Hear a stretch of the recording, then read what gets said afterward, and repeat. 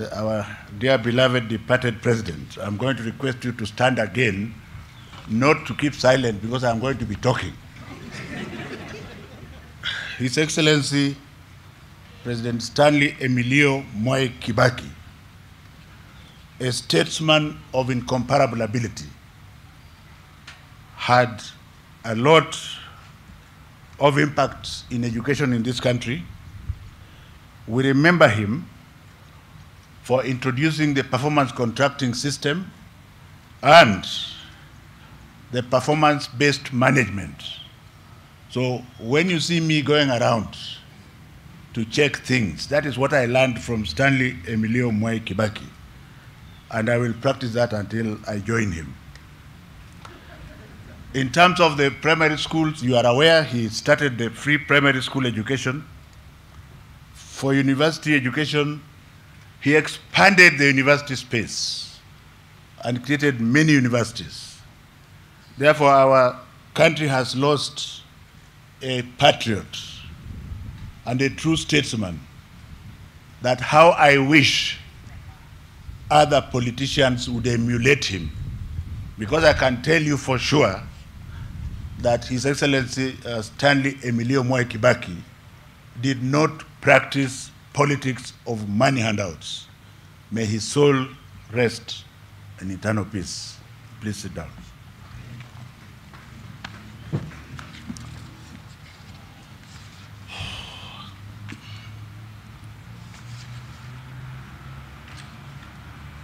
Colleagues, friends, and learners from education sector and beyond, I'm happy to address you this afternoon my final address on release of examination results under this current administration of His Excellency Uhuru Muigai Kenyatta. I want to thank the Almighty God and His Excellency President Uhuru Muigai Kenyatta for his wisdom in bestowing me with the responsibility of serving Kenyans both as the chair of the Kenya National Examination Council and Cabinet Secretary between the years of 2016 and now. As I wind up my tenure as Cabinet Secretary under this administration, I look back at the privilege I have been accorded to transform the way the national examinations are conducted and broader education sector reforms with a lot of appreciation and satisfaction. Through my journey at NEC under the ministry, many successes, particularly on the conduct of national examinations, have been registered through the multi-agency approach. In this regard, I wish to positively recognize and acknowledge the following. Number one, the Almighty God who has given us life, strength, and wisdom to champion these examination reforms.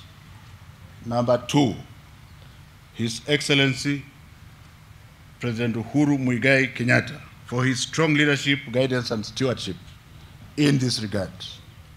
Number three, CS for Interior and Coordination of National Government, Dr. Fred Okengo Matiani, for the key role that he played, especially towards the initiation of these processes. Number four, Ambassador Dr. Amina Mohammed, who perpetuated the implementation of the reforms during her tenure in this office. Number five, our late fallen CS for Interior, Joseph Nkaiseri, whose partnership with ICT colleague Joe Mucheru were very critical and continue to be critical in the delivery of this service. Number six, Dr. Richard Bailey Kipsang, whose experience was key towards the reforms as he was Principal Secretary in this sector for 9 years. Seven, Dr. Nancy Gerry Materia, who has just spoken to you now, and I don't need to read more because you can see she's still supporting us as we move along. And she's one of the strong legs of the stool that I'll be leaving behind. Eight, Dr. Mercy Gadhigia Karogo, the immediate former CEO of NEC, with whom we worked very well for a number of years. members of the NEC Council, and the entire NEC fraternity, ministry officials who have been involved in monitoring exams and many other activities, teachers, our gallant teachers and center managers, whom we cannot describe the time that the gallantry and the brevity that they have shown us, especially during the COVID-19 pandemic. Most people forget that I'm perhaps the first and maybe the last minister to serve under the COVID-19 pandemic. And therefore, I'm not asking you to be merciful to me. I don't need anybody's mercies. But it's good to understand that we have been working under very difficult conditions. And therefore, I salute the teachers. Our national government officials, plus the security officers, for overseeing the security and logistical security arrangements for the exams. And of course, last but not least, my beloved family, whom have stood by me in this journey. As I move around, they have missed that time. Efforts of this incredible team in delivering credible examinations for our children will remain etched in our history. For many more cabinet secretaries that will come after me, the main thing that I advise them is not to drop the ball in safeguarding the integrity of our national examinations. They must keep intact the trajectory of examination reforms that we have put in place. Luckily for them, when CBC takes root, the attraction of examination malpractice will die. This trajectory has ensured that no learner fails to sit national examinations. In fact, Dr. Juan did not tell you very clearly that the government of His Excellency Uhuru Muigai Kenyatta has been paying for the examination fees for children both in public and private schools since 2016, and has paid a total of 27.7 billion.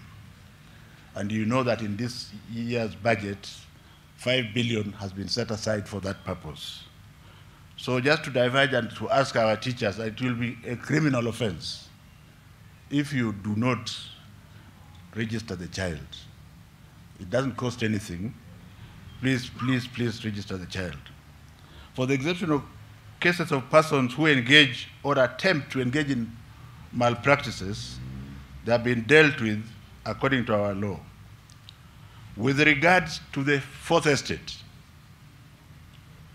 I urge the media to ensure accuracy, fairness, objectivity, and discipline of strict verification before reporting cases of examination malpractices. I have ensured that the November-December 2022 exams, grade 6, class 8, and Form 4 examinations are ready for administration. I want to again direct very firmly that the process of registering all candidates should start as has been stated by the CEO. Arising from my stint as the head of education in this country, I am sure that the gains that we have made have created the necessary momentum for even greater reforms in future. I wish to specifically mention some of the reforms that I either made on the way or started or continued, because this is teamwork with team spirit. The first one, without saying anything, is that the government has spent since 2013 a total of Kenya shilling 94.95 billion in 22,998 primary schools and a total of 3.44 billion to 216,000 learners in 2,059 public primary schools. Ladies and gentlemen, we have been consistent to track each cohort at its transition to the class for over 10 years. The impressive 100% transition policy that the government of His Excellency Uhuru Muigai Kenyatta has sustained, the push of KCP candidates ensures that all children and you will see us in the field again, ensuring that all children from all walks of life are taken to school. And the good news is that the enrollment has now in secondary schools moved from 1.3 million to over 3.5 million in 2022. As a matter of fact, the difference between last year and this year's candidature was 10%, which means, as people say a lot of things out there, we are focused on making sure that children go to school. So don't listen to foreigners who say, oh, children go, but they don't reach this class. Where did the 10% come from, if that is true?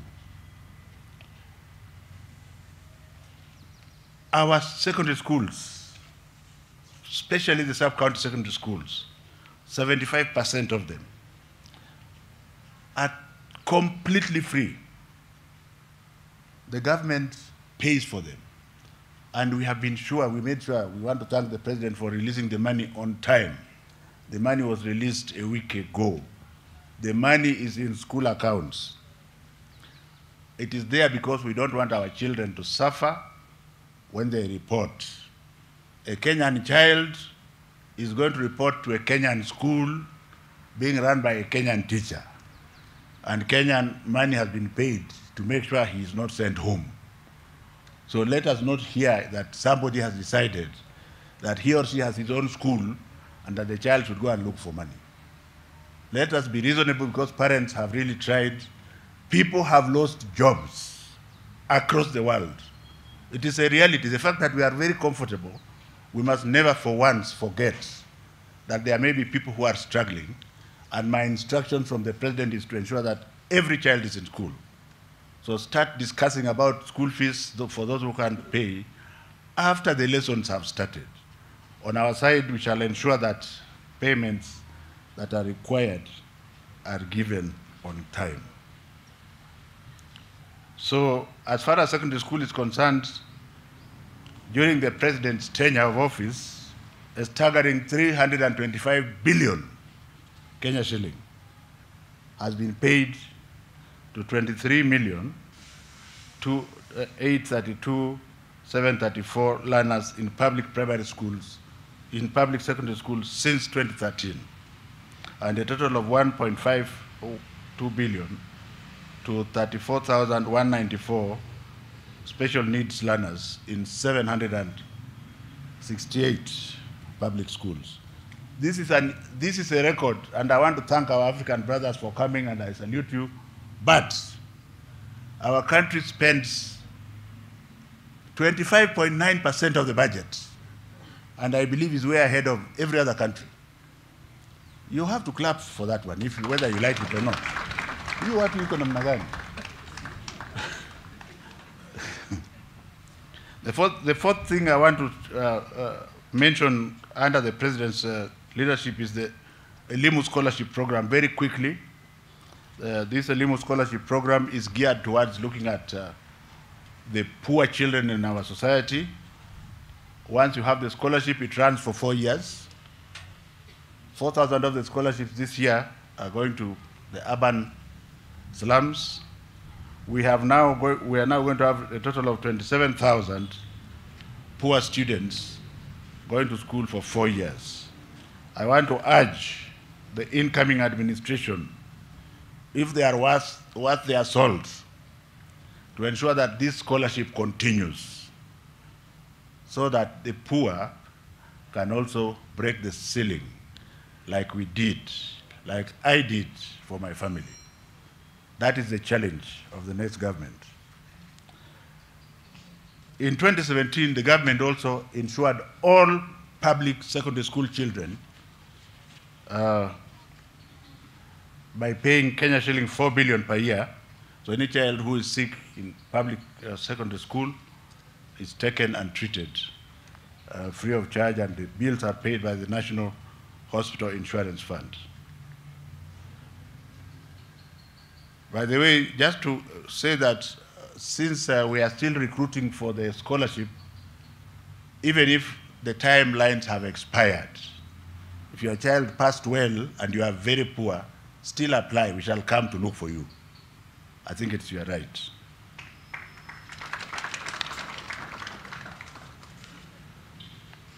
A lot has been said about the competency-based curriculum, so I'm not going to waste my time there, except that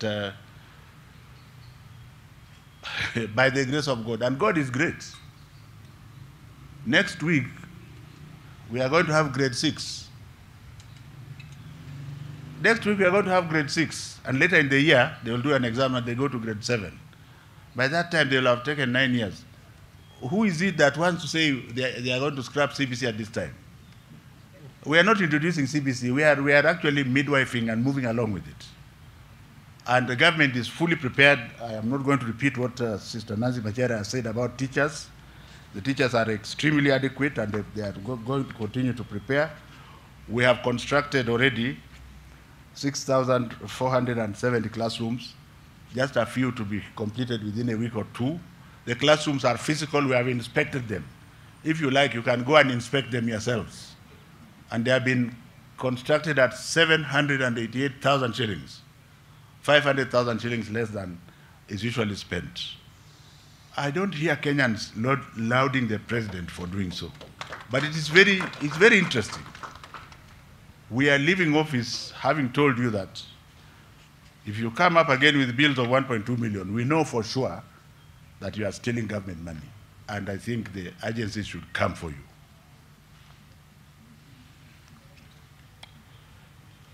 So we should be able to complete the 10,000 classrooms, which the president promised in Mashujaa Day, as we leave office, because the balance of 3,500 classrooms or so should start next month, and by the grace of God, we should be able to complete them just around August. We shall not be affected by election because we are not politicians. We shall continue to build the classrooms. Digital infrastructure is a story that you are very, very familiar with. More than 95% of public primary schools have got the gadgets.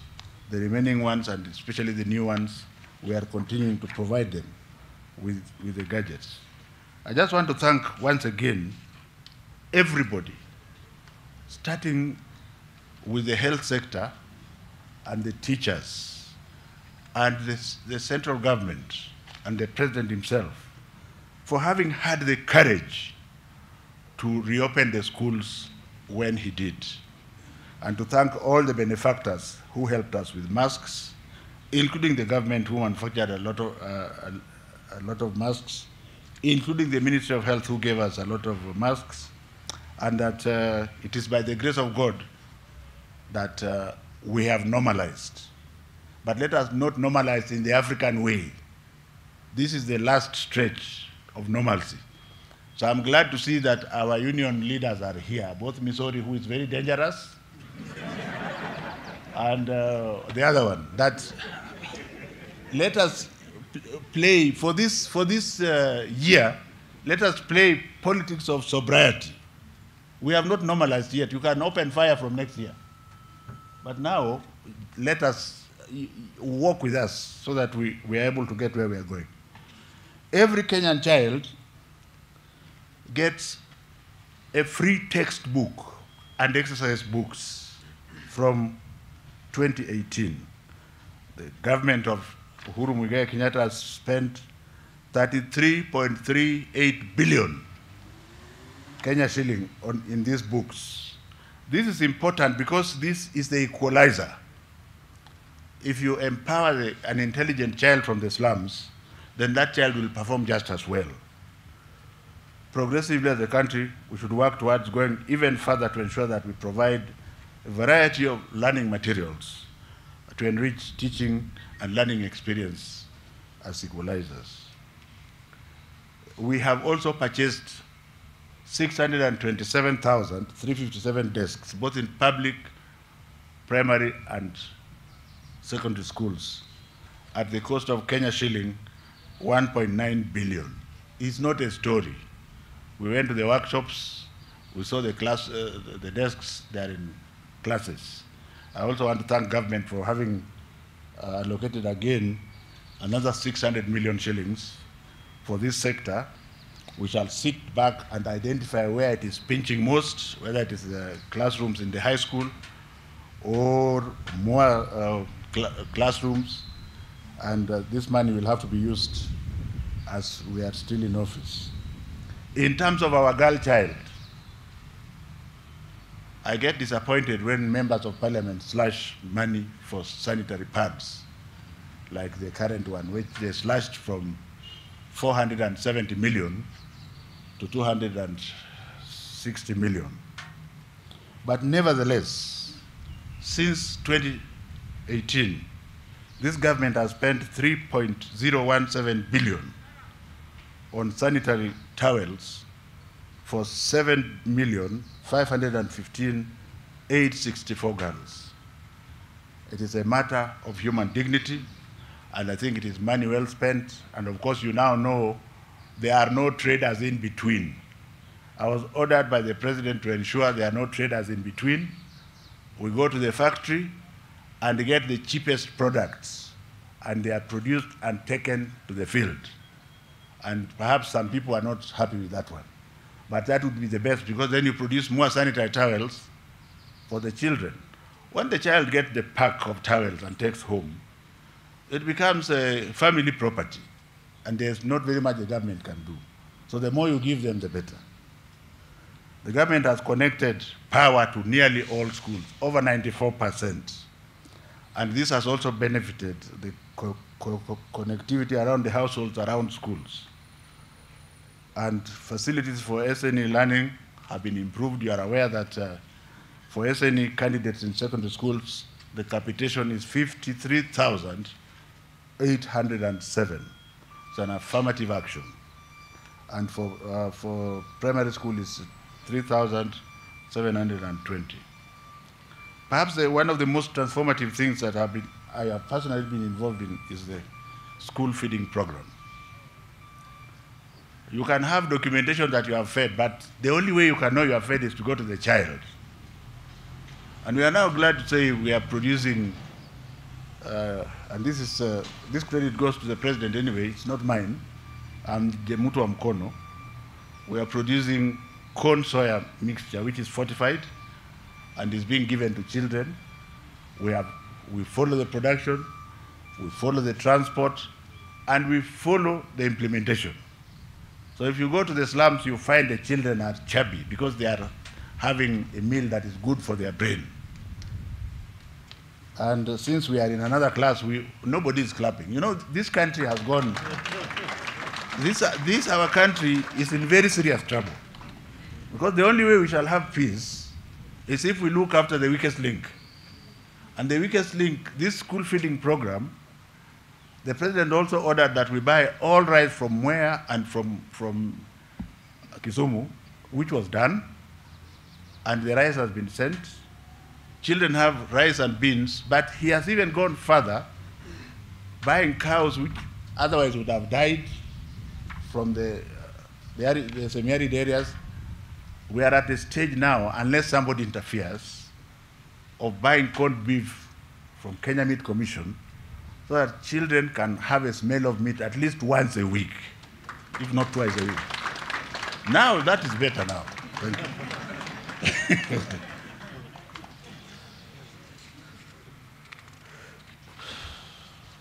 Now, I think there are many other things that the president has done, but I think I want to go to what the children are waiting for. The 2021 KCSE examination candidature, 826,807 candidates sat for examination in 2021 compared to 747,000. That's an increase of 10.66%. So the busybodies, whether they are local or foreign, who keep saying, oh, these children go to school but they don't finish, or 30% don't finish, it's all lies. I don't know whether it's meant to get money to come and steal in this country. But the point is we have made sure the children have gone to school and they have remained in school. And we have the data because we look at human bodies, not figures, isn't it? Of the 826,000 who sat for the exam, 421,000 were male, 4 or 5,000 were female. So point here is that gender parity is there. 50.9, 49.1. So we have had gender parity. 18 counties had more female candidates than males. And the only thing that I was telling His Excellency the President this morning is that all counties in Central region have more females in class. So I don't know whether they are more fertile there. But the others are Taita Taveta, Machakos, Kitui, Meru, Elgeyo Marakwet, Kakamega, Vihiga, Tharaka Nithi, Uasin Gishu, Laikipia, and Kisumu. Performance, we had 11 subjects recording significant improvement this year compared to 19 subjects last year. There was no significant change in 7 of them. There were 1,138, which is 0.14 candidates who scored overall grade of A plane, compared to last year's 0.12%. Don't be too happy because the numbers also increased, so